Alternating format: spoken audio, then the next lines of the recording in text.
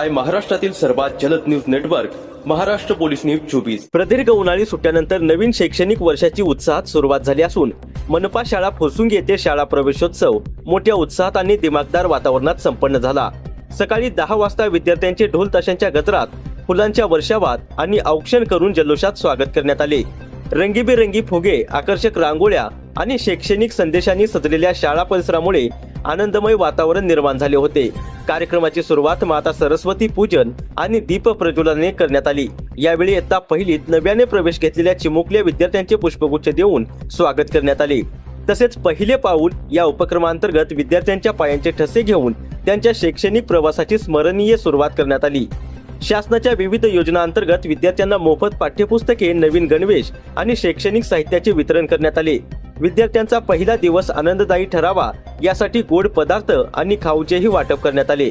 या कार्यक्रमाला फुरसुंगी नगर परिषदेचे नगराध्यक्ष संतोष भाऊ सरोदे, उपनगराध्यक्ष ओमकारदादा कामटे, नगरसेवक संतोष आपनावे, नगरसेविका अमृताताई कामटे तसेच किरण पवार सर यांची प्रमुख उपस्थिती लाभली। यावेळी शाळेचे मुख्याध्यापक भरत चौधरी सर, सर्व शिक्षक वृंद, पालक, शाळा व्यवस्थापन समितीचे सदस्य आणि नागरिक मोठ्या संख्येने उपस्थित होते। मुख्याध्यापक भरत चौधरी सर यांनी विद्यार्थ्यांना शिस्त, स्वच्छता, नियमित उपस्थिती आणि गुणवत्तापूर्ण शिक्षणाचे महत्त्व पटवून दिले।